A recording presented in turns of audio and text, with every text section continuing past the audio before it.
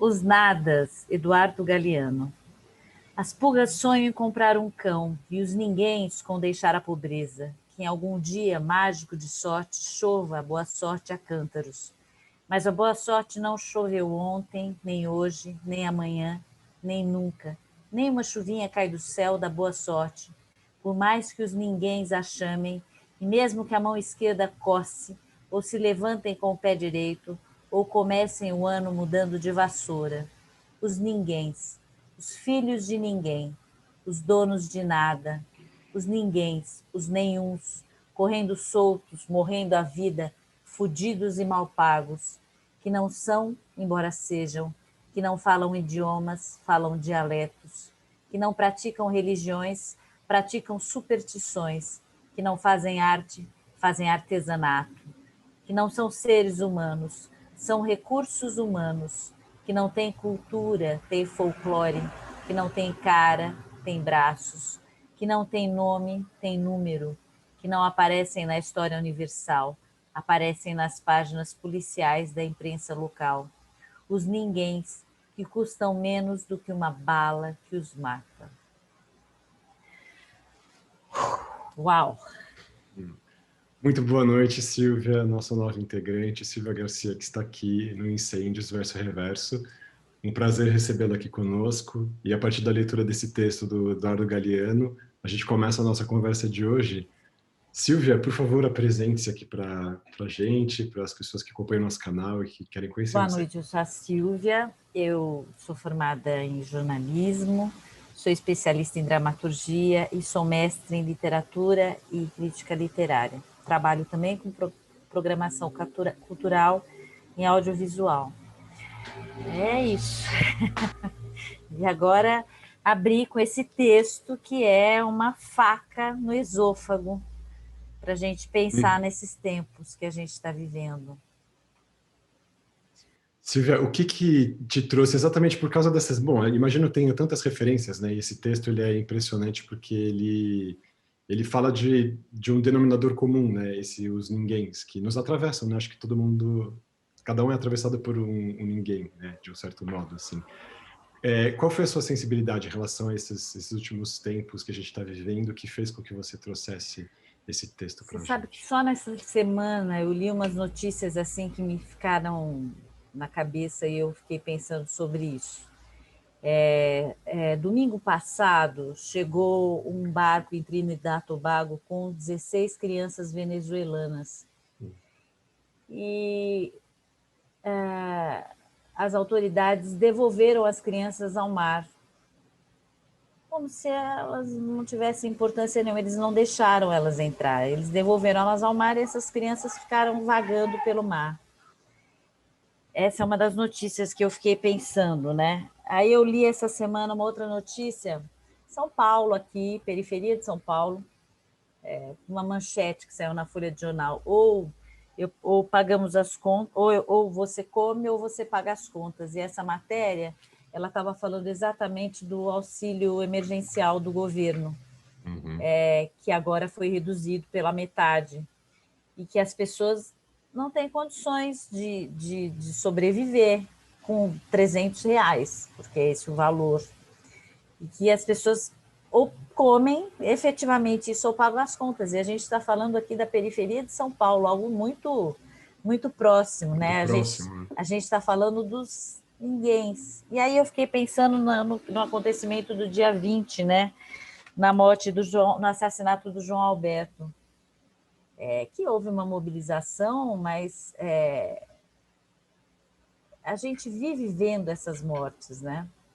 E aí eu fiquei pensando nos ninguéms de hoje. Eu moro aqui perto do Ceasa, né? E moro perto da Vila Madalena. E no Ceasa você passa no domingo, ou você passa em qualquer dia da semana, e você vê muita gente morando na rua. E aí eu fui atrás dos dados, né? Eu falei, não, quantas pessoas hoje moram na rua? Bom, nos últimos 4 anos, aumentou 53% o número de moradores de rua em São Paulo. Esse número chega a 24 mil pessoas. eu acho que a gente pode começar por aí. É uma Só 4. cidade como Ilhabela, como Campos do Jordão, eu estou morando aqui do lado, são 30 mil habitantes. É uma Campos do Jordão inteira de pessoas que foram pauperizadas nesse último semestre, é isso? Por conta da pandemia, Não, esse número, não, nos últimos 4 anos o 4 número anos, perdão. aumentou 53%, mas hoje Uhum. esse número chega a 24 mil pessoas. Essa era uma matéria do início de 2020. Aí eu fiquei pensando, esse texto do Eduardo Galeano é de 1989, a gente está falando de 30 anos atrás. E ele é atualíssimo, né? Então, acho que a gente pode começar aí a conversa por esses pequenos números, assim, por essas condições, não é? Eu Tem acho que é uma uma, inquietação. sim, tem uma questão que agora, então, eu percebo até minha confusão nesse sentido, Silvia, é muito interessante, que você fala, esses dados são do começo de 2020. E a gente sabe e tem visto, a gente tem saído muito menos de casa, mas quando a gente sai de casa, vai circular de carro às vezes, ou a pé e tal, a gente vê a situação muito diferente, assim, a população de rua aumentou mais ainda, quer dizer, talvez essa dimensão que você está trazendo ainda seja aquém do que realmente está acontecendo. Eu não tenho a menor dúvida. Né? Não tenho a menor E dúvida. essa dimensão também desse silêncio e dessa... E aí me vem a palavra subnotificação, que a gente falou muito no começo da pandemia, né? A subnotificação dos casos de Covid, as verdades que não são ditas, as coisas que não estão sendo faladas, as coisas que não ficam expostas. Primeiro eu fico pensando nessa questão da dimensão desse problema, né? Quem consegue apreender o tamanho, o vulto dessa questão, dessas questões, talvez, que estão assolando as nossas cidades, o nosso país. Quem consegue apontar exatamente o contorno disso e dizer, bom, isso aqui esses são os fatos. Sendo que a gente está vivendo uma época em que a gente recusa imagens claras, visíveis daquilo que está sendo exposto. Eu digo, incêndio no Pantanal, então a gente fala, não, isso aqui não é incêndio. Ah, apagão no Amapá, mas espera um pouquinho, o Amapá é um estadinho desse tamanho, não é nada. A população de rua que aumenta, mas fala, mas sempre teve população de rua em São Paulo. Quer dizer, não dá para pensar também essa questão do até onde vai o nosso espanto e qual a dimensão que a gente tem que ter desse problema e como a gente reage a isso afetivamente ou efetivamente em relação a esse contorno que é um grande borrão e que, na verdade, a coisa pode ser muitíssimo maior do que a gente está, inclusive, falando aqui, e que já é assustador, esses dados que você traz, diante da pandemia. Se a gente for considerar que durante a pandemia ou talvez durante os últimos 2 anos desse governo, que está aí de completa, com completo descaso e completamente desfavorável a esses ninguéms, né, essas pessoas que o Galeano aponta, a gente sabe que tem 16 ou 14, 16 milhões de pessoas que desceram para baixo da linha da pobreza nesses últimos 2 anos por conta da gestão catastrófica do país. E então eu fico pensando também nisso, assim, né? Como dimensionar e como começar a falar desse assunto, né? Porque você vai trazendo já isso, eu fico pensando, nossa, isso já é assustador, mas acho que pode ser ainda mais do que o que está sendo dito e falado. Por enquanto eu trago essa contribuição para a nossa conversa. Eu acho que até que ponto a gente naturalizou certas violências, né? Uhum. Acho que essa é uma questão importante. Como é que a gente naturaliza a violência? Como é que a gente passa diante dessas pessoas que são seres humanos e não se dá conta? Falando em Covid, né? Uhum. Como é que a população de rua pode se proteger da Covid se ela não tem, desculpa o termo, mas se ela não tem lugar para cagar, é isso. Uhum. Ela não Sim. tem o básico. Então, como é que ela vai se proteger? Como é que ela vai ter as mãos limpas? Como é que ela não vai morrer? E assim, desse número, hoje eu fui atrás dos números da Covid, né? Porque no Brasil já tem 171 mil mortos e no mundo inteiro 977 mil. Que são ninguém também, né? Uhum. Porque quem são esses rostos? Quem são essas pessoas? E um número desse a gente está naturalizando, porque eu fico pensando que a gente está naturalizando, sim, porque as pessoas estão saindo às ruas, as pessoas não estão usando máscaras, as pessoas estão cada vez mais expostas. Então, são ninguém também. Não se fala da população de rua que está morrendo de Covid, e essa população de rua deve estar morrendo de Covid, ou deve estar subnotificada. Não sei, acho que a gente pode falar sobre isso.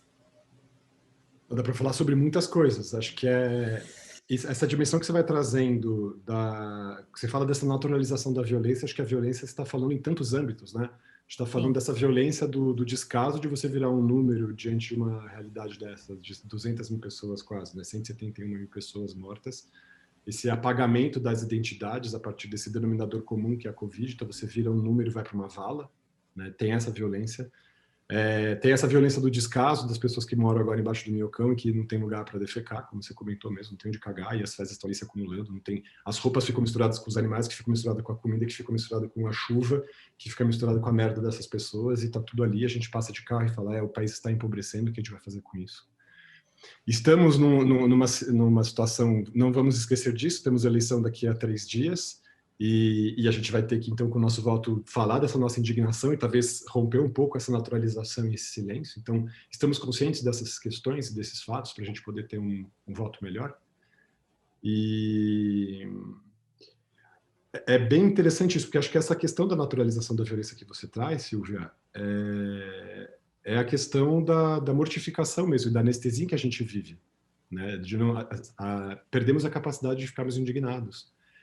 E tem uma coisa cruel nessa pandemia, é que mesmo com a indignação, a gente fica de mãos atadas, porque mesmo se eu quisesse ajudar alguém na rua ou fazer qualquer coisa, eu vou pensar 10 mil vezes antes de sair, porque eu falo, bom, o que eu vou fazer numa circunstância dessa correndo risco de morte?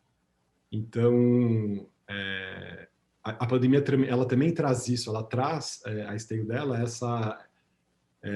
esse silêncio e essa acomodação, porque também assim, como é que a gente se manifesta contra as queimadas na Amazônia se não for em casa? Como é que a gente se manifesta contra essas... O que a gente pode fazer para além do ruído que a gente acaba gerando na internet, que acabou virando o único mundo, e como a gente desnaturaliza, então, essa violência? A partir de qual é o grito que vai ser mais forte, que vai romper essa barreira de silêncio e fazer com que essas questões aflorem? Ou que a gente se mobilize de outro jeito? São perguntas, né? Acho que são... Todos nós vivemos, de um certo modo, esse sentimento de estar com as mãos atadas, de viver uma indignação que, no fim das contas, só encontra lugar no nosso corpo e que nos adoece. Então, os nossos níveis de ansiedade explodem, as nossas insônias aparecem, as nossas tensões todas se revelam nas nossas contraturas musculares. Quer dizer, a gente acaba virando também palco dessa angústia e um palco inerte em que a gente fica tensionado, sofrendo, sem conseguir dar vazão a uma resolução disso, né? Então, nós naturalizamos a violência com que a gente também ouve essas coisas, né? E o choque violento que nos assoma. Então, a gente fala, mais uma vez isso, estou me acostumando mais uma vez. O que a gente precisa fazer? A gente precisa surtar, a gente precisa explodir, a gente precisa berrar, a gente precisa fazer o quê para se colocar como uma oposição a esse movimento? O que a gente faz? Eu acho que a gente não naturalizar o nosso olhar diante disso, né? Olhar para isso, porque assim, que me ocorreu agora, só se fala em Black Friday, né? Estamos às portas do Black Friday, o consumo enlouquecido. Aliás, nunca a internet comemorou tanto como na pandemia, porque as pessoas consumiram muito nessa pandemia, as pessoas compraram demais, o que é surpreendente, não é mesmo? Então, eu acho que o fato da gente olhar para isso e não naturalizar o olhar já é um caminho. Eu não acho que seja o caminho, mas acho que é uma possibilidade, sabe? Quando eu vejo uma notícia e falo, pombas, como é que 16 crianças são jogadas ao mar porque elas são venezuelanas, não é? Então tem uma questão política aí que a gente não pode esquecer. Como é que eu acho isso normal? Porque são crianças, mesmo que fossem adultos, mas assim, são crianças. Então eu acho que o fato disso ainda me indignar, de não ser só mais uma notícia, de refletir, eu acho que de trazer essa questão para cá, ela é importante, porque é uma voz, mas é uma voz, né? Eu não posso estar pensando só na Black Friday, não é possível isso. Eu não posso estar achando normal que um ser humano como eu, que pode ter sonhos como eu, vontades como eu, desejos, dispute 1 metro quadrado na rua para defecar. Assim, isso não é normal. Assim, eu acho que é isso, né? Talvez olhar para isso com um olhar humano. Eu acho que é essa dimensão que o texto do Eduardo Galeano nos traz, né? Tem um texto, agora eu não me lembro se é do Manuel Bandeira ou se é do Mário de Andrade, porque eu sempre confundo os dois, que é o bicho, né? Que ele se surpreende quando ele vê que uma pessoa, eu vi um homem colhendo um lixo, comendo lixo. Quer dizer, ele já falava isso lá na década de 40 ou na década de 20, agora eu não me lembro quando esse texto foi escrito, mas talvez seja isso, da gente trazer essas questões e pensar sobre isso, e discutir sobre isso, e talvez pensar o que pode ser feito sobre isso, né? E não pensar sobre isso em épocas específicas, no Natal, ou nas eleições, quando os políticos insistem em beijar os ossos das criancinhas, né? E da gente achar que isso é normal, a gente está vendo isso há muito tempo. Então, eu acho que não estar anestesiado talvez seja importante, talvez seja um passo. Tem uma questão que você está falando. Gente, eu me empolguei aqui. Se alguém quer fazer algum comentário em relação à fala da Silvia, que eu estou pensando em algumas coisas aqui, eu estou respondendo. Marcelo, Nico, vocês querem falar alguma coisa? Nico, você quer falar alguma coisa? Acho que o Nico deu uma Não, congelada por aqui. Vocês favor, estão ouvindo? continue aí. Tá. Marcelo, você tem alguma questão? Você quer colocar algum ponto? Eu estou ouvindo vocês aqui, a reflexão, depois eu faço, não tem, pode emendar. Tá. Porque tem uma questão interessante que você está trazendo, Silvia, que é o modo como a gente reage também a essa inundação, a essa avalanche que a gente recebe cotidianamente de notícia completamente angustiante, né? Como é que a gente dimensiona isso? Assim, eu não tinha ouvido até agora, você comentou dessa questão do barco dos venezuelanos, dessas crianças venezuelanas, se a gente para ouvir e começa a imaginar a cena, né, as crianças dentro desse barco, as crianças tentando atracar, o barco sendo rechaçado, quer dizer, é de uma violência inaudita, assim, né? O negócio você vai imaginando, nossa, que embrulho que dá, né?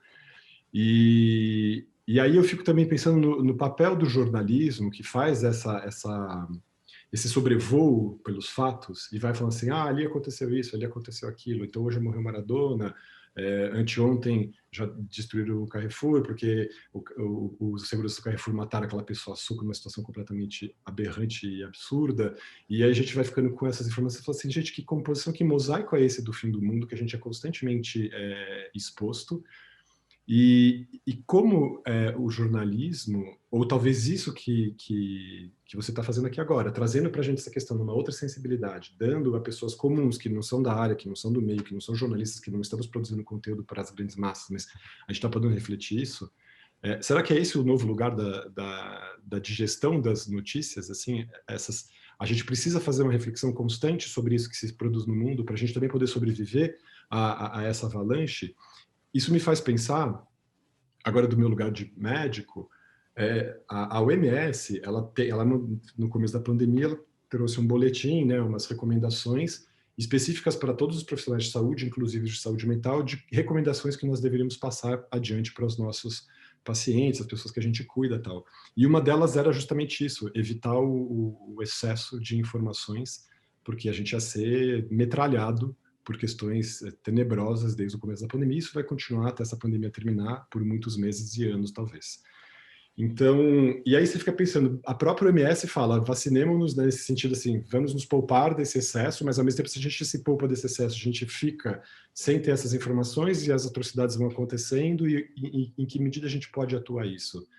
E aí a questão justamente que eu quero colocar nesse sentido o que eu vejo que a gente está fazendo aqui é podendo ter uma resposta afetiva para talvez se organizar também afetivamente para que efetivamente a gente consiga agir, cada um no seu âmbito, eu como médico, o Marcelo como cineasta, o Nico como artista, você como jornalista, como linguista e tudo. Mas onde fica o espaço dos afetos? Como a gente cultiva isso? Como a gente faz uma cultura da expressão dos afetos, da manifestação disso que nos atravessa? E qual a potência disso como mobilizador de demandas mesmo, de ações políticas, assim. A gente precisa a gente precisa se apropriar dessa dimensão, talvez, de que é afetivamente que a gente vai conseguir tolerar. Não sei se é tolerar no sentido só de falar assim, paciência é isso que acontece no mundo. Tolerar no sentido de não ser esmagado, né? De não ser massacrado e de não psicotizar com uma notícia dessa e não começar a surtar e achar que, bom, não tem mais nada para fazer no mundo, vou me encaminhar para um penhasco aqui, vai ser mais rápido, né? Então, como desenvolver essa sensibilidade, essa clareza sobre essas dores do mundo, sem ficar empedernido, sem ficar completamente também esmagado, né, massacrado por essa questão, e ainda assim delicado e ativo. Quer dizer, são tantas dimensões a serem coordenadas, né? Eu acho que você falou num aspecto super importante, que é o afeto. Talvez estejamos congelados nos afetos, né? E acho que teve algo muito positivo nessa pandemia, que o fato das pessoas não poderem se encontrar, o fato das pessoas não poderem se ver, eu acho que também teve um aspecto positivo das pessoas sacarem o quanto as outras são importantes. O quanto seus familiares são importantes, o quanto seus amigos são importantes, o quanto seus afetos são importantes. E eu acho que isso dimensiona um olhar para o mundo também, né? Não sei, eu fico pensando nisso, nessa questão da afetividade, quando eu olho para o outro, que é a alteridade, né? Mas eu acho que é a alteridade no sentido mais amplo da palavra, quando eu olho para o outro e consigo me colocar no lugar do outro e fazer essa travessia. Aliás, a gente fala muito de alteridade, mas o Otávio Paz tem um termo que ele chama que é outridade, né? Que você se coloca, à medida que você se coloca no lugar do outro, você deixa de ser, não é que você deixa de ser você faz uma travessia, e à medida que você faz uma travessia, nessa travessia, você não é mais o que saiu do seu lugar e você também não é mais o outro, mas você é a junção disso tudo, né? Você é esse atravessamento, vamos dizer. Então, você está em outra idade. Talvez esse seja um dos caminhos, sabe? Mesmo com essas notícias terríveis, quando eu penso nessas notícias terríveis, é claro que tem o aspecto da revolta, que é impossível não se revoltar diante disso tudo, mas tem o aspecto da humanidade. Acho que quando a gente não olha para o outro, a gente não pode perder a nossa dimensão do humano. Então, talvez seja isso, olhar afetivamente para os nada, sabe? Eu não posso olhar para o cara que mora na rua como se ele fosse só uma paisagem, ou como se ele fosse só um cara que está sujando a rua. Ele é humano, ele tem tantos sonhos quanto eu, tantos desejos, tantas vontades, famílias, talvez famílias perdidas, né? Esses números da Covid, essas pessoas que morrem e que a gente nem sabe a cara delas, mas exatamente dimensionar isso, e dimensionar isso afetivamente, né? E nos tornarmos seres humanos melhores para os nossos pares, né? Mas não só para os nossos pares, né? Para o mundo mesmo, porque eu acho que o mundo está precisando de gente afetiva e talvez os afetos tenham sido muito esquecidos.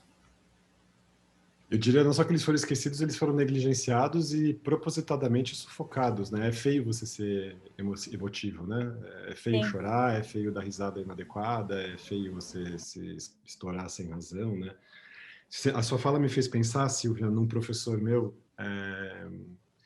que dizia que a gente tenta, justamente nessa questão da lida com o outro, né? A gente fica quase o tempo inteiro tentando se distinguir, né? Em que medida eu sou diferente daquela pessoa, daquele, quais são os traços que me distinguem do meu irmão, da minha prima, do meu pai, dos meus amigos, dos meus colegas, qualquer coisa nesse sentido. E ele falava assim, o outro é aquele de quem mais propriamente a gente não pode se diferenciar, porque nesse sentido existencial estamos todos no mesmo barco, assim, né? Todos nós somos mortais, né? E a indigência de um, é claro, ela é o signo e a dor daquela pessoa específica. Ninguém está querendo dizer aqui que eu vou querer me comparar com um morador de rua. Eu sei dos meus privilégios, eu sei dessas dificuldades. Eu não estou falando nesse âmbito. Mas acho que quando você fala isso, me faz pensar em que sentido a dificuldade e a indigência, a nulidade a que a gente relegou aquela pessoa, aquilo também pode falar de mim. Pode falar de mim, não fala necessariamente. Eu posso estar no momento da minha vida preservado e tal, mas em que medida eu não esquecendo de fazer essa correlação, justamente, eu não deixo nem de esquecer o outro nem a mim mesmo, porque existe nessa questão desse apagamento afetivo que a gente está apontando aqui, desse silenciamento afetivo, existe um esquecimento que não é só do outro, é de si também. A incapacidade de se indignar com a dor do outro é a incapacidade de se indignar com a própria dor, de se olhar no espelho, de ver também as suas falhas, os seus defeitos e tal. E, de novo, eu não estou querendo aqui falar assim, os defeitos de alguém que está sofrendo as suas questões, porque, nossa, estou aqui com a minha vida burguesa me ameaçada por sei lá qualquer razão. Não é nesse sentido, não estou querendo fazer esse tipo de comparação rasa. Eu estou querendo fazer acho que talvez nesse lugar mesmo, porque acho que o afeto é isso que nos atravessa todos, assim, é isso que é o grande denominador comum da humanidade, é lá onde a gente se reconhece. E talvez seja esse o caminho privilegiado, a gente se ouvir e ouvir o outro, e entender a partir de que lugar afetivo a gente pode ser mais efetivo em questão de proposição de mudança, de colocação na vida para a constituição de um mundo melhor, que seja assim. Eu estava ouvindo vocês falarem e esse texto é muito comovente, né? Muito forte, né? Que fala dos ninguéms e que de certa forma, lembro aquele trocadilho que fazia: ninguém é melhor do que ninguém. Mas não podemos esquecer que tem gente mais privilegiada do que a outra, né? E isso transforma as pessoas, né? Já transforma as pessoas em seres diferentes diante dos olhos do poder, do que está aí constituído, né? Silvia citou o lance do João Roberto, né? Que você falou? João Alberto. Que foi assassinado e que eu fui dar uma olhada nas redes sociais. A Unesp aqui de Botucatu se manifestou contra o episódio e tal. E quando eu fui ver os comentários, eu fiquei boquiaberto, porque as pessoas falam assim: como uma instituição pode se manifestar quando isso está sendo investigado? Ou isto não foi um crime de cunho racial, foi um crime normal. É uma vida humana que foi tirada, e a pessoa se arvora de comentar uma coisa dessa com uma frieza, né, incrível. E você vê que existe todo esse movimento de querer negar, né, a miséria que a gente vive, a dureza que a gente vive, de querer negar e querer ocultar de todos os ninguéms, né? Os ninguéms do dia a dia, os ninguéms da nossa sociedade. Então eu fico pensando, pô, cara, eu já parei de falar que eu não sou racista, porque eu já entendi essa do racismo estrutural. E concordo que, de certo ponto de vista, a minha condição de homem branco, né, classe média, e dessa minha trajetória num país que é extremamente racista, num país que é extremamente... Foi o último país do Ocidente, né? Foi o país que mais escravizou. Sei lá.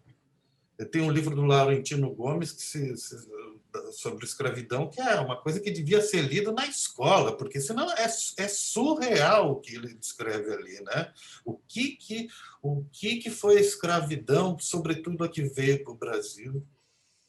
Enfim, então já parei de falar que eu não sou racista. Quer dizer, eu tenho convicções de falar, não, eu pretendo não ser racista. E é uma batalha dura para você não ser racista. Não, é diária. Agora, eu li em algum lugar e eu concordo em gênero, número e grau. E eu atribuo não só essa questão do racismo, mas de todas essas dificuldades que a gente tem em se organizar, e se situar e se colocar nas questões. É assim, você não pode fazer muito, mas você pode ser um ativista. Você tem que deixar de ser apenas receber essas notícias. De alguma forma, você vai ter que partir para a ação e fazer, seja colaborando no crowdfunding, seja montando uma ONG, seja juntando amigos, pedindo dinheiro aqui, ajudando ali, até os mínimos detalhes de coletar o seu lixo e levar ali. É uma ação, não é só uma contemplação dessas calamidades, né? E quanto ao racismo, eu concordo. A gente não precisa não ser racista. A gente tem que ser antirracista. Ou seja, temos que ser ativistas contra o racismo. Então, assim, cada tempo chama a gente para uma coisa na vida. A gente se acomodou como sociedade aqui, né? É uma dinâmica. A gente estava vindo de um país promissor e de conquistas sociais muito boas e, de repente, botaram, né, um pano assim, pum, né? E destruíram tudo isso e continuam destruindo. A gente continua assistindo. O que a gente pode fazer? Não ficar só contemplando a desgraça, mas sermos ativistas. É difícil falar isso hoje, estando dentro de casa, preso na pandemia, tal, na quarentena, tal, não sei o quê. Mas, pelo menos, organiza-se nas redes, ajuda no crowdfunding, precisa estar sempre procurando novos mecanismos para poder agir, porque é essa a questão. Não dá para ficar só recebendo isso, né? E fora o que a gente recebe, muitas coisas a gente nem sabe. Você falou da Covid, os ninguém estão aí, a gente nem sabe. Se a Rede Globo não noticia, você já não sabe. Não existe, né? É como se não existisse. E agora, se não passa nas fake news do WhatsApp, né, que ainda perturba toda essa questão, porque aí agora mesmo os fatos sendo mostrados, explicitados ali, não, isso é mentira, montagem, não é verdade, quer dizer, é bem difícil isso. Marcelo, sua fala me fez pensar, a gente não precisa ser só antirracista, a gente também precisa ser anti-homofóbico, a gente também precisa ser antimachista, a gente também precisa ser anti-misoginia, a gente precisa ser anti-xenofobia, a gente precisa ser anti-intolerância religiosa, quer dizer, são tantas lutas.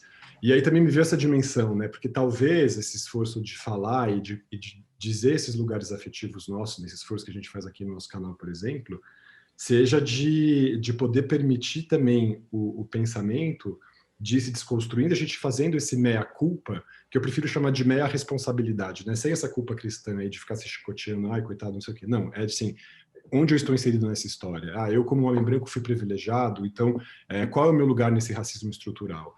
Qual é o meu lugar no machismo estrutural, eu sendo homem tendo privilégio por isso também?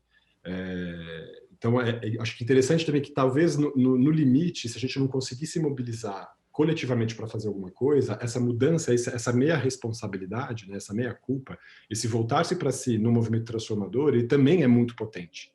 Então a gente também não precisa esquecer que esse movimento, por individual que pareça, ele não é um individualismo, ele é um voltar-se para si com ganas de liberdade, porque aí você também sai para o mundo nessa intenção de ser anti todas essas coisas, que no fim é anti-violência.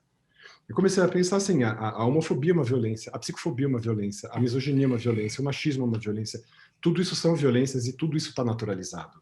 A gente aceitou essas coisas como dados, assim, o mundo é assim, as coisas são assim e vai deixando passar.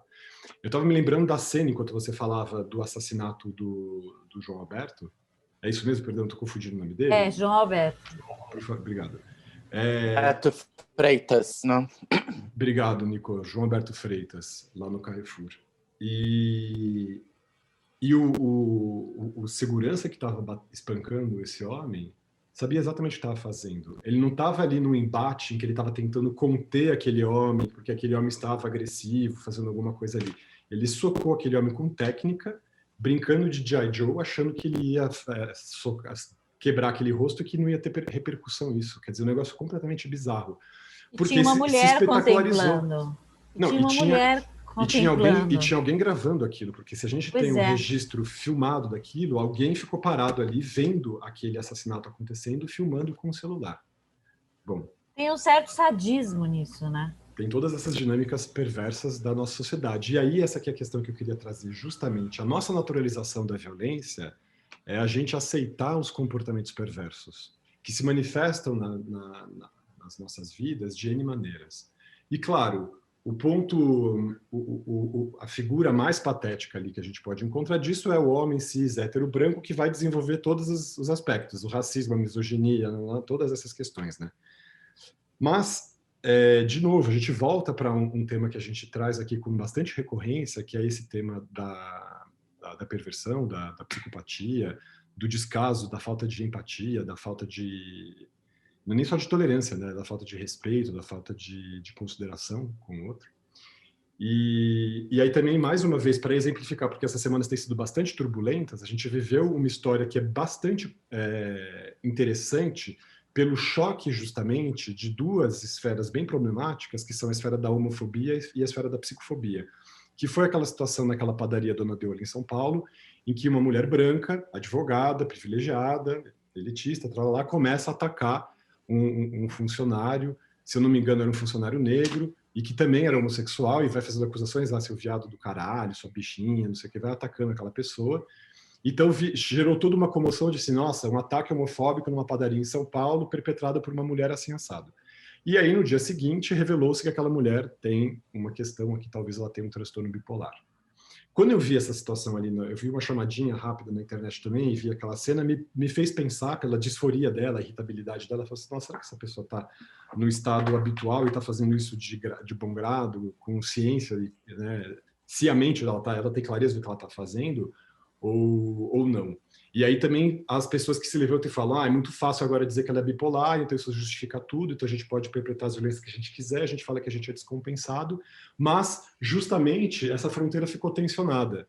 E que é uma fronteira bastante delicada, porque é isso, assim, em que medida a gente vai ser tolerante com quem nessa história? Né? A gente vai ser tolerante com a agressividade dela, atenuando isso por essa questão dessa doença. A gente vai levar isso em consideração? Não, isso foi um subterfúgio, as pessoas estão usando isso como escusa para justificarem atrocidades e a gente vai deixar isso passar. Ela está usando esse recurso só porque ela é uma mulher branca, porque outras pessoas poderiam ter a chance de falar que são bipolares ou não. É bem complicado, né? E a outra questão também que eu queria trazer é em que medida não só essa agressividade homofóbica dela é produto da psicose dela, que seja, então, da bipolaridade dela, mas e o inverso? Em que medida todas essas violências geram sofrimento mental? A gente está lidando, esse ano de 2020 é o ano em que a OMS falou, assim, a psiquiatria passa a ser a especialidade mais importante no mundo do trabalho. Assim. Se até então era cardiologia, os infartos, era a neurologia com os derrames, os AVCs, a endocrinologia com diabetes, com hipertensão, com problemas endocrinológicos vários, tudo mais, esse ano a OMS já tinha dito, 2020 será o ano da virada em que a psiquiatria e as doenças psiquiátricas passam a ser o maior fardo da humanidade no mundo do trabalho e nas relações interpessoais. Assim. E a gente tinha, antes da pandemia acontecer, 25% da população que já tinha algum sinal, alguma questão ali de um problema, de um transtorno mental. E isso, durante a pandemia, explodiu. E isso também é mais um dos apagões que a gente não tem. A gente não sabe, até agora, a dimensão do sofrimento psíquico das nossas populações. Isso está subnotificado. Isso não está dito, isso não está assumido. E as pessoas estão sem recurso. As pessoas estão empobrecendo, as pessoas estão confinadas, as pessoas estão consumindo mais álcool, as pessoas estão mais sujeitas à violência. Ainda essa violência doméstica, as crianças, como você trouxe desde o começo com esse exemplo da Venezuela, são das pontas ali mais frágeis de toda essa estrutura triste que a gente está vivendo, né? Eu ia falar bizarro, mas acho que não é mais bizarro, né? É de uma tristeza profundíssima, assim. E também me faz lembrar uma outra questão que eu também gosto de ficar lembrando a cada vez. Uma frase que eu li também num artigo. A gente acredita que as nossas casas são um lugar mais seguro para a gente ficar e para a maioria das crianças desse país não é. Para as crianças, então, para as mulheres, para as mulheres. Não é. A maior parte das crianças abusadas são abusadas dentro de casa, pelos avós, pelos tios, pelos primos, pelos irmãos, pelos parentes, pelos padrastos. É terrível. As mulheres são violentadas dentro de casa. A maior parte das mulheres estupradas são estupradas pelos maridos, não são estupradas na rua pelo malvadão com uma faca. Isso também existe, mas é dentro de casa que acontece. E essa é uma questão, né? Porque como é que a mulher vai denunciar o estupro do próprio marido? porque não é considerado estupro, né? Exatamente. As pessoas não Acho que assim, consideram como casou, você estupro. tem que fazer o que o seu marido bem entender o tempo todo, né? Você se torna escravo Acham que é daquela normal, pessoa. né? Então, será que a ocasião da pandemia, perdão, Silvia, eu só queria fazer essa pergunta, assim, será a situação privilegiada nesse sentido, apesar de desnudar todas essas nossas dores e essas nossas violências cotidianas, para que a gente possa, a partir daqui, ter um marco e dizer, nunca mais eu quero isso? Será, ou isso é muito ilusão, a gente está aqui fosforilando algo que vai ser impossível? Mas, por favor, Silvia, faça a sua colocação. Não, eu ia fazer uma colocação porque você estava falando dessas violências, né, que são perpetradas e tal, dessa mulher branca. Eu realmente não sabia dessa história da Deola, não ouvi. São muitos fatos. Eu também não tinha ouvido essa dos barcos na Venezuela. Você vê como é tanta coisa, uma enxurrada de coisas, a gente fica metralhado por essas questões. É muita coisa ruim, mas eu fiquei aqui pensando se a gente respeita, se a gente vai considerar a doença dela ou vai considerar a questão da violência. Eu acho que uma coisa que a gente não pode mais aceitar, eu acho, uma sociedade que quer ser melhor, e eu acredito que a gente quer ser melhor, até porque algum tempo atrás a gente vislumbrou que era possível ser uma sociedade melhor, e aí a gente teve um retrocesso gigantesco. Mas a questão das violências, né, não dá para ser complacente com a questão da violência, né? Com certas violências. Não dá para a gente retroceder mais e aceitar a homofobia, não dá para a gente aceitar a violência contra a mulher, não dá para a gente aceitar racismo estrutural, não dá, assim, até porque a gente aceitou isso há muitos anos. Eu acho que alguns avanços, pequenos avanços que a gente teve, acho que a gente tem que gritar não a isso. Mas eu acho que também a gente tem que respeitar as doenças, e esses assuntos ainda são tabus, né? Quando a gente fala em doença mental, saúde mental, é um assunto muito tabu, as pessoas têm muito preconceito em relação a isso. Tem preconceito em relação à depressão, tem preconceito em relação ao transtorno bipolar, as pessoas não sabem efetivamente o que são essas doenças, né? Parece, vai lavar uma pia de louça, que daqui a pouco você melhora, né? Tem um discurso aí de que não é nada tão sério assim. Então, eu acho que ainda falta muito conhecimento das pessoas em relação às doenças, né? E é isso, cada vez mais as pessoas estão padecendo de solidão, cada vez mais as pessoas estão tendo pânico, cada vez mais as pessoas estão tendo medo de sair das suas casas, e a própria pandemia trouxe isso, né, para as pessoas também. Mas falta conhecimento, né? Eu acho que talvez o maior problema que a gente tenha seja a ignorância, né? Mas a ignorância no sentido do não saber, né? Do não conhecer. Em alguns casos, a ignorância de não querer saber, né? Por exemplo, o sujeito que fala que não existe racismo no Brasil, ele não quer saber. Então, eu acho que tem essas questões que são questões importantes, mas a não aceitação da violência, eu acho que é um fator importantíssimo. É um passo para ser uma sociedade um pouquinho melhor. E eu diria, Silvia... perdão, Marcelo? Ou Nico? Eu acho que, só pegar uma carona aqui e falar, não é que não quer saber, não quer saber do racismo. Ele quer negar. Quer negar, Que é pior. É que nem falar, teve ditadura aqui, tem gente que está negando. É claro que houve ditadura, houve tortura, houve perseguição, tal, não sei o quê, mas então esse negacionismo que está acontecendo é uma violência sem tamanho, porque é como distorcer a realidade. Aqui não é um país racista. A maioria da população no Brasil é composta de negros, né? E, de certa forma, vivem como viviam antes da abolição da escravatura. Aprisionados no subemprego, mortos pelos capitães do mato, e assim vai, né? Continua a mesma coisa.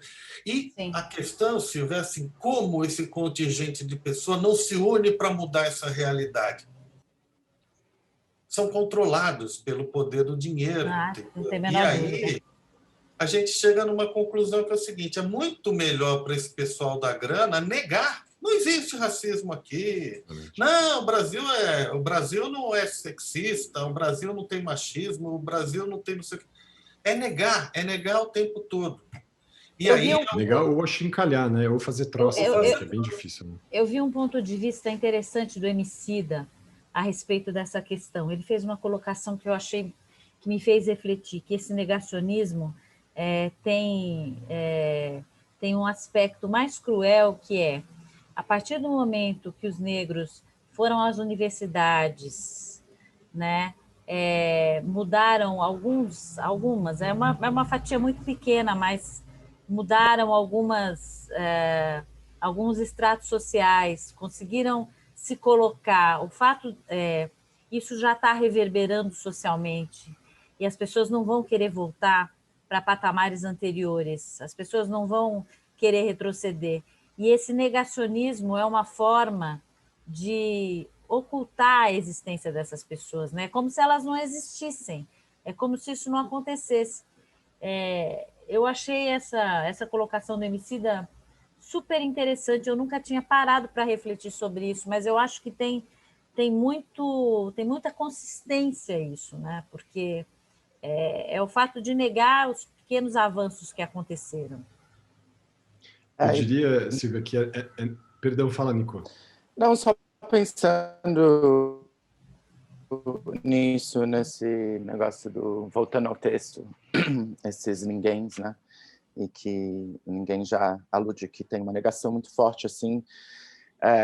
O texto sintetiza muito a experiência da vida pública num centro urbano, né? Tipo, que você se desensibilizar vira um impulso de sobrevivência, assim, pensando que se eu for me mover como minha sensibilidade permite a tudo que eu vejo, eu vou parar de funcionar, não sei. Vou chorar, me lascar, não sei. Vou agir de uma forma tão violenta quanto eu vejo, assim.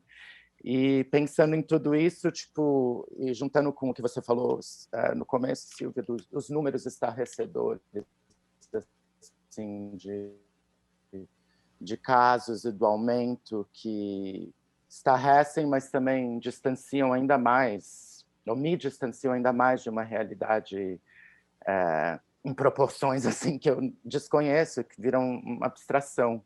Mas teve uma coisa que eu estou reconhecendo positiva nesses movimentos, tanto aqui como nos Estados Unidos, enfim, no mundo, especificamente falando da tensão racial e homofóbica e tal, que primeiro eu acho que tem alguma coisa que acontece quando eu vejo alguém vendo alguma coisa. Todos esses vídeos que estão sendo apresentados têm não sei, tem uma camada a mais que me fazem perceber uma coisa. E outra coisa que é muito simples, que acho que está se provando que tem um efeito,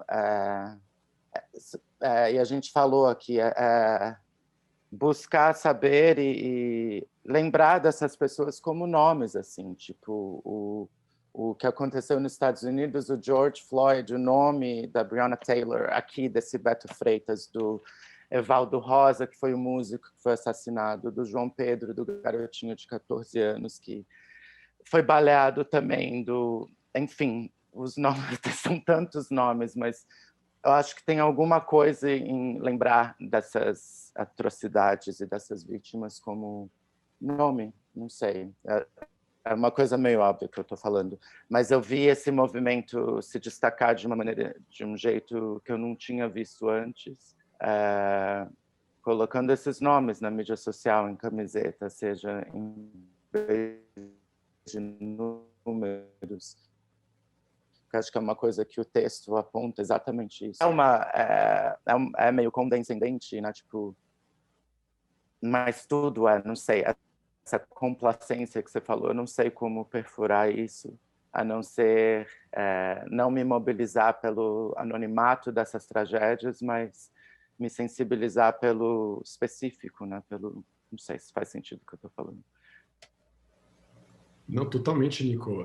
Mas é justamente essa tensão, né? Em que medida isso não é só a tragédia individual daquela pessoa, é a tragédia individual daquela pessoa, mas como isso pode ecoar no sentido universal para que a gente se sensibilize. E acho que é essa questão de não deixar o nome desaparecer numa situação que a gente começa a falar assim, a história da Dona Deola, e para lá, que a gente vai apagando isso, a gente vai atenuando essas histórias, elas vão perdendo a consistência nesse sentido, né? Bem interessante mesmo. E como cuidar para isso não acontecer. Só que também como cuidar para isso não acontecer num mundo tão veloz, em que a gente também no dia seguinte já vai confundir o João Pedro com o João Alberto, e aí já não é a padaria da Dona Deola, é o Habib's, aí não é o Habib's, é o Carrefour, aí não... Você começa a falar, nossa, quantas coisas, né? Muito atordoante mesmo. É uma coisa isso, de né? contabilizar, mas eu acho que tipo isso que eu estou tentando. Eu me lembro de ter visto um vídeo ano passado, eu acho, dessa questão de nomes mesmo.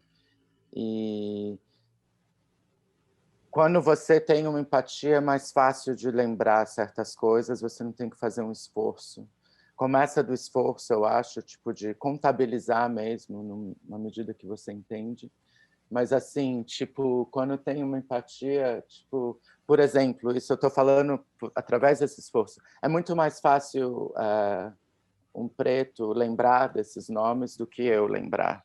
Por quê? Uhum. Porque tem um ponto em comum. E eu não vou me forçar a ser uma coisa que eu não sou através de uma condescendência, mas é descobrir como que eu posso ter essa memória automática de uma coisa que não me pertence, né? É muito delicado, mas é essa coisa que, tipo, quantas vezes eu já não, literalmente, quase pulei um corpo deitado na calçada, e isso me cai sempre como uma carga, um choque, assim, de completa hopelessness, como é que fala? Esperança nenhuma, tipo, nem isso, sem poder, eu não tenho poder nenhum. E claro que aquela é muito delicado, né? O que eu vou fazer? Me agachar, perguntar o nome da pessoa para eu ter uma empatia? Então serve de novo para mim? Como que isso, né? Tipo, é muito delicado. Eu não estou nem fazendo conclusão nenhuma, é mais um desabafo mesmo. E desses pequenos movimentos interiores que acho que eu percebo que já me ajudaram, assim, e não sei. Mas aí, enfim. Eu acho que você... Fala, Silvia.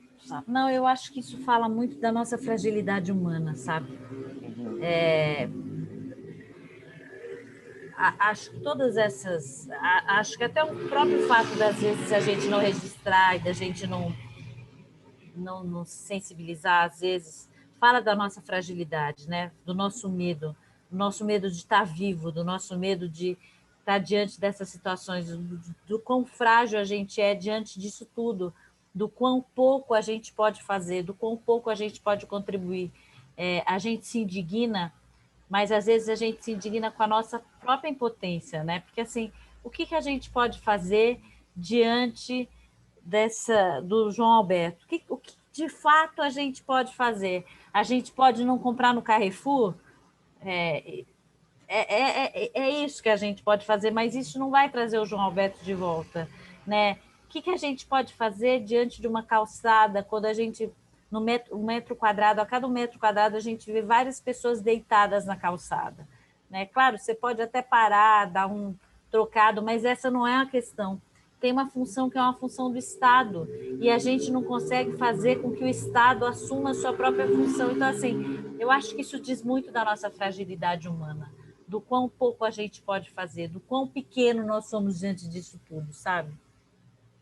Então, Silvia, eu ouço isso e vejo essa questão justamente, e o Nico está trazendo também isso, de como a nossa potência individual ela se dilui, né, nesse mundo tão grande, assim, nessa profusão de situações dramáticas e trágicas que a gente vê. Mas, ao mesmo tempo, preservar esse lugar talvez seja o primeiro, não sei se é o único, mas é o primeiro lugar de resistência. Resistir com os seus afetos. Porque a gente está falando dessa violência contra os nossos afetos. E aí você falou da questão do papel do governo, me fez pensar que o governo, inclusive, esse governo atual, é um governo que mina a gente acreditar nos nossos próprios afetos. Quando a gente não sai de casa para ir para a rua, fazer qualquer coisa agora da pandemia, por receio, por medo, por instinto de preservação, por razoabilidade, assim, eu estou sendo razoável de não querer sair para me expor, a gente é chamado de quê? País de maricas.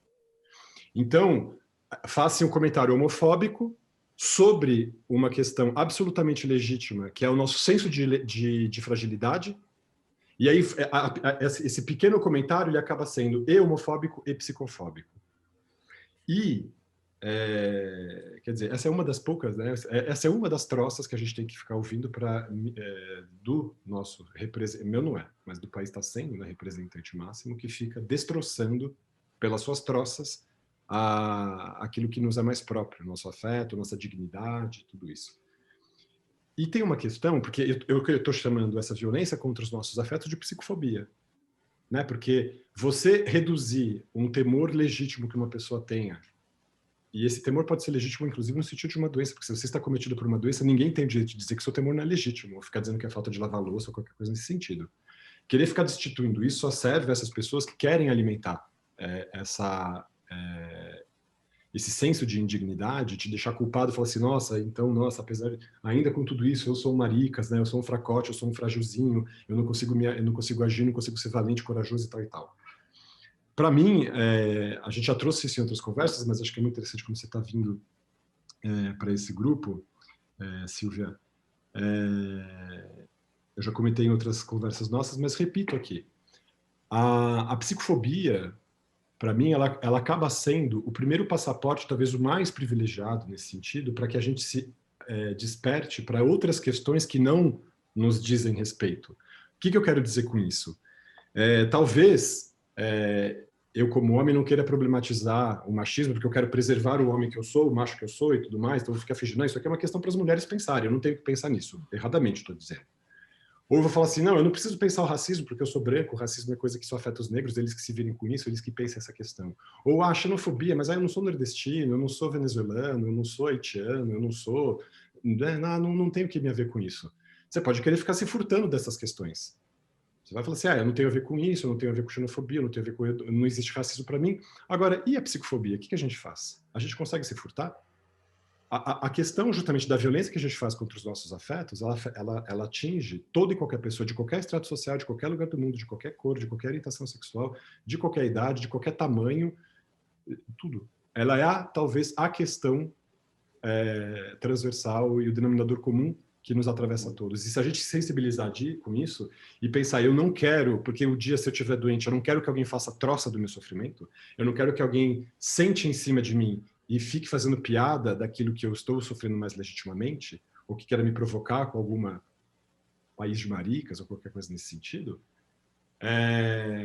bom, se eu quero começar a ter esse cuidado, falar, nossa, então existe essa dimensão da violência contra isso, poxa, então em que medida eu também estou exercendo violência contra todas essas outras pessoas que estão nesses lugares de minoria que não são minorias? Sim, o vídeo da padaria é bem isso, né? Tipo, uma fobia, um preconceito defendendo o outro é uma coisa muito estranha. O que fica mais claro é que, tipo, as autoridades, tanto da padaria como os policiais que eventualmente vão na cena, não sabem lidar nem com defender, não sabem lidar, ninguém sabe lidar, tipo, ou não quer lidar, não sei. Então, tipo, todos viram vítimas e ninguém não tem desfecho nenhum, assim, né? Tipo, mas esse negócio dos números que eu estava falando e ouvindo você falar agora, Alexandre, tipo, de como humanizar, né, esses números, e não sei, de repente, tipo, não sei, o negócio do Carrefour, por exemplo. O que me coube a fazer, né? Tipo, não comprar no Carrefour, tá. Aí eu comecei a escrever umas mensagens para os aplicativos que usam o Carrefour, que eu já comprei, tipo, falando qualquer coisa, tipo de, enfim.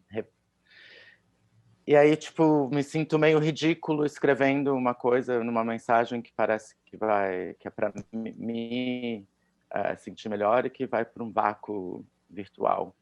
Mas eu acho que é meio isso, assim, tipo, esses números dessas mensagens têm que ser tão grande quanto a outra oposição, os outros números que são estarrecedores, assim, tipo. Não sei. Temos que fazer avalanche, né, de ativismo de sofá, que seja. Né? Acho pra gente que não sim, reduzir não isso. sei, E não também, sei. não é? Por que não? E o Não ativismo sei. de sofá é o que nos sobrou no tempo da pandemia, né? Que outro ativismo a gente pode fazer se não esse agora?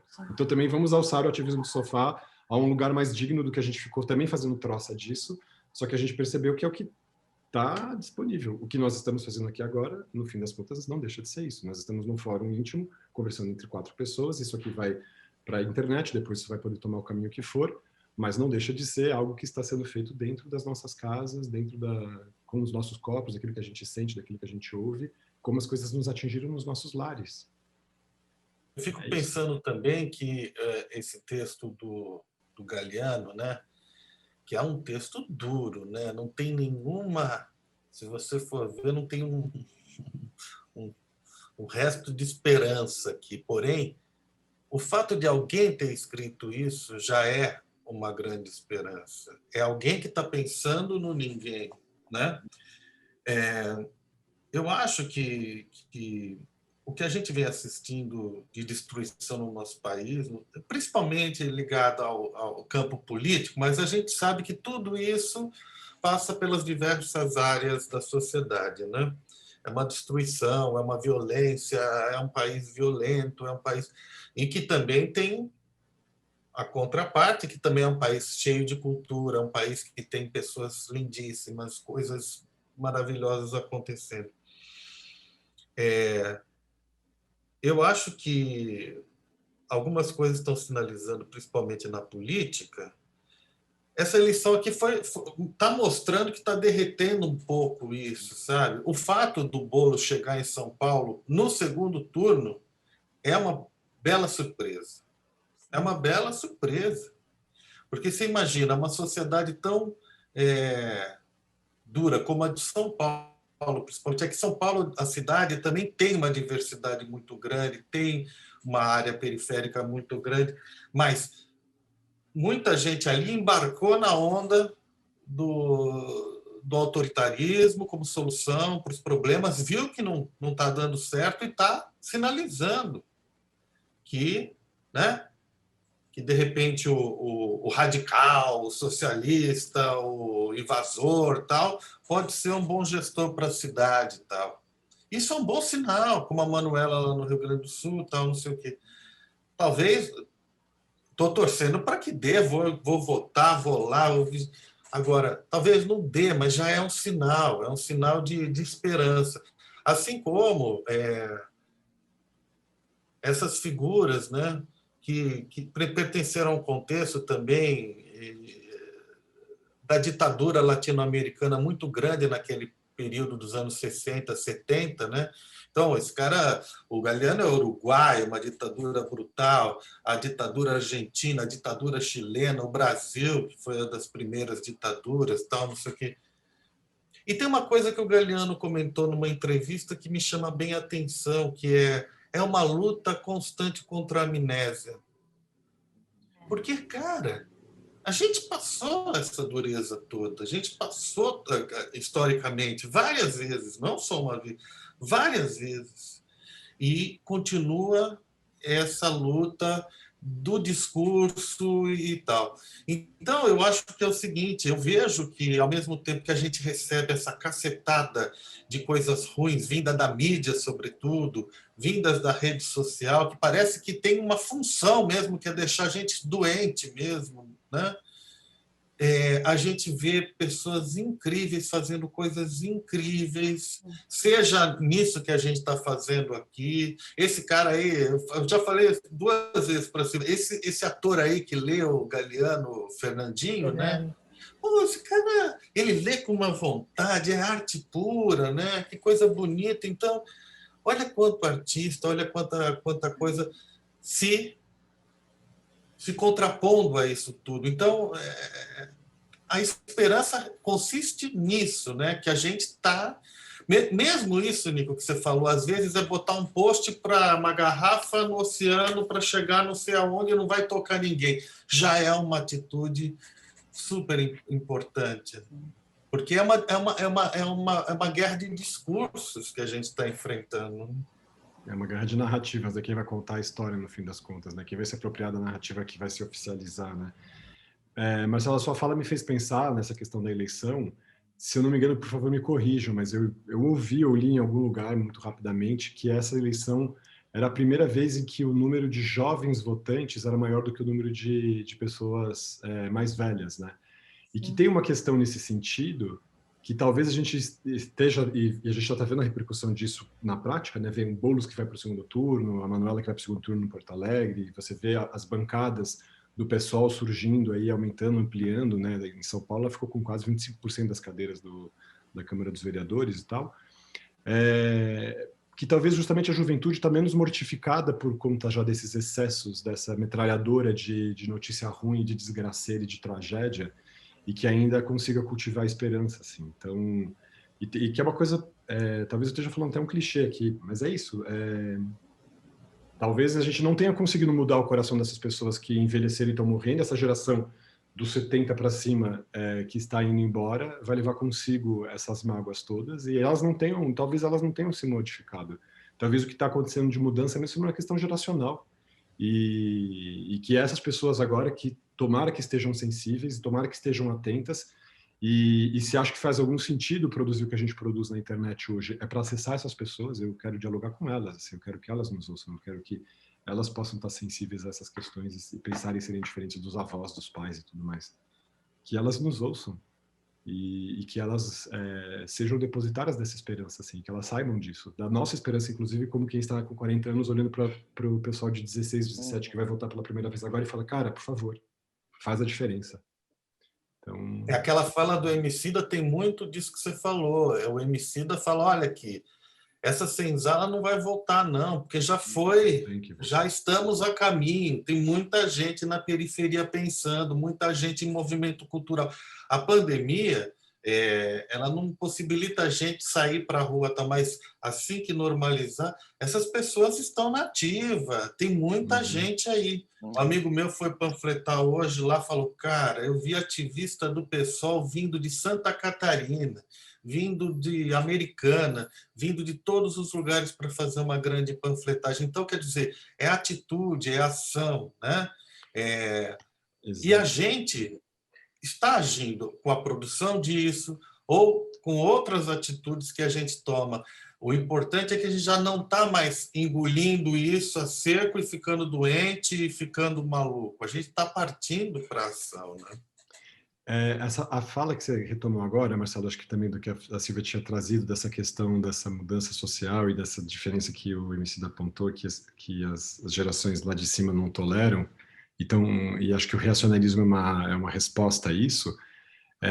Eu gosto de ver como uma fissura, como uma rachadura, como uma doença também, mas aí eu vou explicar o que eu quero dizer com isso, né? Toda doença no nosso corpo, e o que eu estou querendo dizer é que nós, que somos essa fissura social que o reacionarismo não está tolerando, nós somos, para ele, considerados uma doença, por isso que eu estou fazendo esse paralelo. Toda doença, ela se instala como uma ruptura de alguma coisa. Você está ali, o seu coração, você teve uma ruptura daquela parede da sua artéria que vai expor ali algumas proteínas que vai fazer com que você infarte. Você teve a ruptura do seu DNA que quebra ali, apresenta uma anomalia que vai fazer com que você desenvolva um câncer. Você tem... Todas as doenças, elas se iniciam por rupturas, elas se iniciam por fissuras, elas se iniciam por rachaduras. E o que a gente está fazendo, isso que aconteceu nesses últimos 15 anos de um governo mais progressista no país, foi uma fissura. Esse governo não conseguiu demolir esse construto todo reacionário desse país, mas fissurou essa parede. E para eles, essa fissura, eles já identificam isso como uma doença de alguma coisa que vai progredir, vai fazer com que esse castelo rua. E ótimo. A gente precisa ter tempo, a gente tem que ter paciência e resistir o tempo de não ser massacrado antes que essa fissura continue. Mas é isso que está acontecendo e está se produzindo. Então, isso me deixa, eu sou muito otimista em relação a isso, porque eu acho que essa fissura já aconteceu e agora o que eles vão fazer é só espernear o fato de que eles vão perder esse território e que quem vai conquistar o mundo são os jovens mesmo, é isso que está se produzindo, é esse novo arranjo do mundo. Ele vai demorar um pouco mais porque isso vai ser bastante rechaçado e eles vão resistir muito a que isso se propale. Mas é isso, você tem uma primeira fissura dessa placa tectônica que vai se romper em outros 1000 cacos, e isso vai acontecer. Talvez a gente não consiga ver no tempo da nossa vida, talvez sim. Mas eu acho que o resultado das eleições municipais já deu essa tônica, né? Você tem negros, você tem trans, você tem um aumento grande dessas populações, assim, Muitas mulheres também se elegeram. dessas representatividades.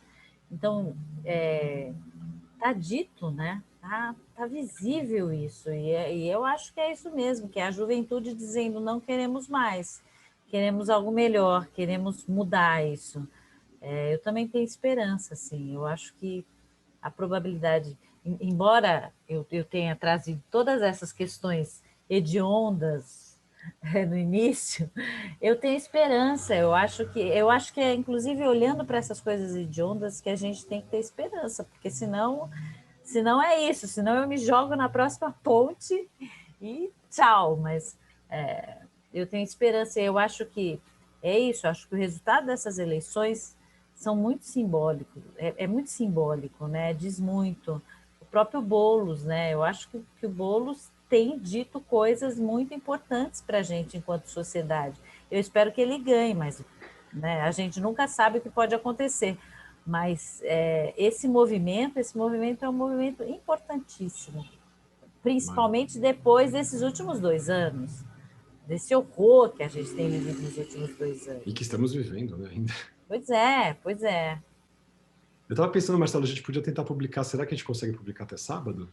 Para ver se a gente lança antes da eleição, pelo Claro, menos? claro. Vamos. Podia... Eu estava pensando também na questão do horário, a gente já está com 1h20 de gravação.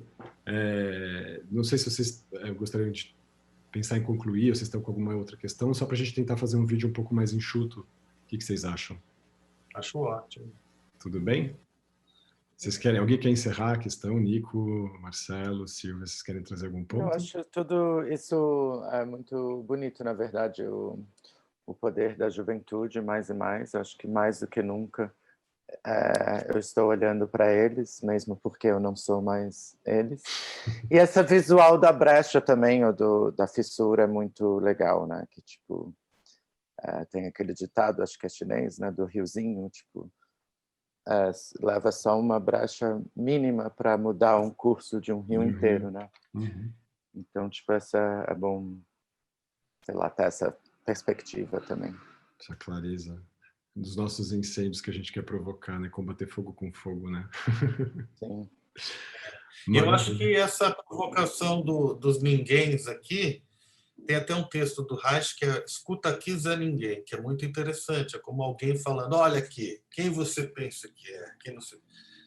Eu fico pensando, fazendo um paralelo com isso, o dia que esse ninguém se conscientiza que ele é alguém, como a Silvia falou, que tem direito, que quer uma coisa melhor, que quer chegar lá, né?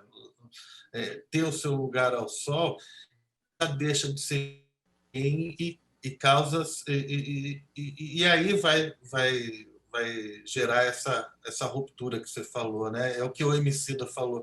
As pessoas, esses ninguém estão se transformando em alguém. Então é da humanidade, é humano isso. Não dá para você segurar esse movimento, ele já foi iniciado, né? Maravilha. Silvia, você quer falar alguma coisa para encerrar? Não, você sabe que eu fiquei pensando aqui, que eu acho que a gente falou muito de esperança, né? Uhum.